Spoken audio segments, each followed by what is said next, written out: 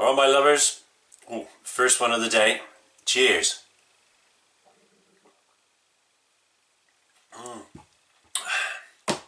Right, happy Homebrew Wednesday. Number 3.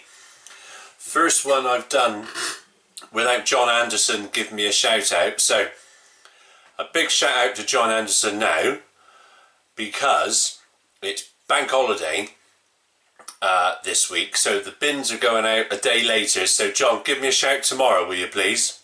Cheers, my lover. Right, hello. Had quite a few things happen this week. So I've done the first brew on Monday on the new kit. Seemed to go okay. The day before, my leads to the heating element burnt out on the HLT, so I had some spare ones. It seemed that the ones I'd been using were only rated at 10 amp, and I think with the PID switching on and off overheated them and they melted. The ones that are on now are rated at 13 amp, so they should all be good. Oh, excuse me. And then while I was brewing, I got to see a video of our beloved hapless ginger brew, Graham Preston, drinking one of my beers naked.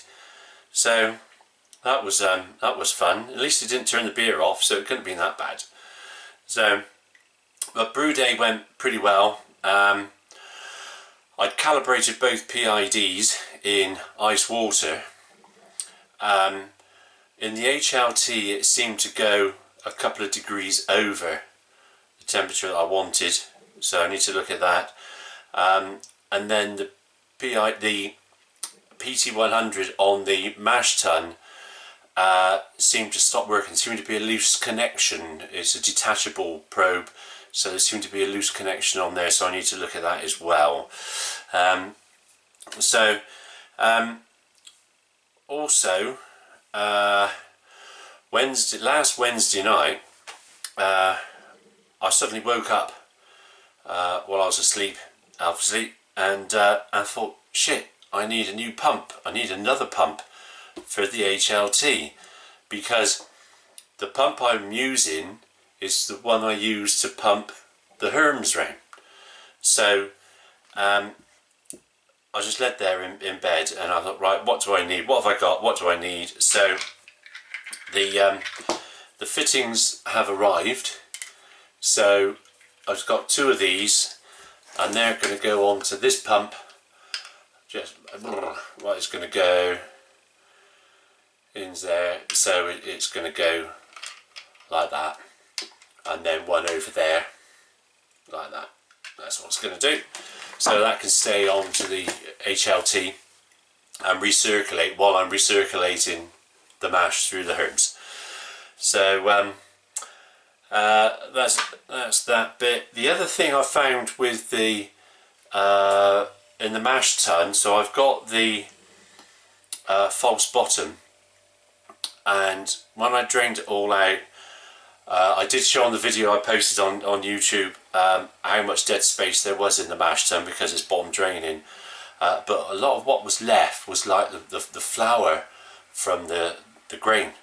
So I know someone else had put 2 together and made the hole smaller, so I might do that, because there seemed to be a lot of the flour and all that gone through underneath the false bottom, and then when I transferred over to the boiler, I did get a few bits of grain as well. So I think that needs to be, the whole size needs to be reduced down. So that's in there fermenting away. Let me show you. And then I also that was the bin, not me. Right, so there's the summer ale done there. There's the wash that I made in between, bubbling away. So that's doing nicely. So hopefully all that's going to be ready for next weekend, because hopefully next weekend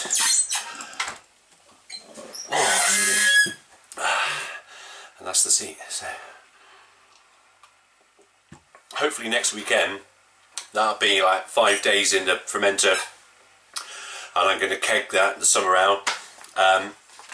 The next beer is going to be Timmy Taylor's Landlord. I've wanted to use the Yorkshire Ale yeast, so it actually came today. Here it is, 1469. What's this? West Yorkshire Ale yeast. So that's what's going to go into Timmy Taylor's. Golden Promise is the grain to use for that one. Makes a hell of a difference. I've decided to call that one On a Promise. It's a recipe out of Graham Wheeler's camera book, and brilliant, really enjoyed it.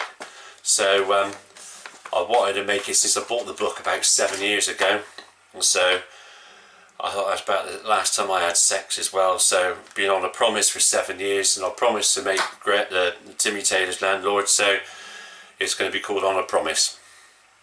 And I think that is about it.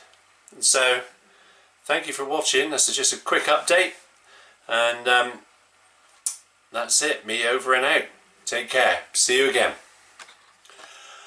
By the way, if you're watching, my love, I was only joking about the sex. Love you.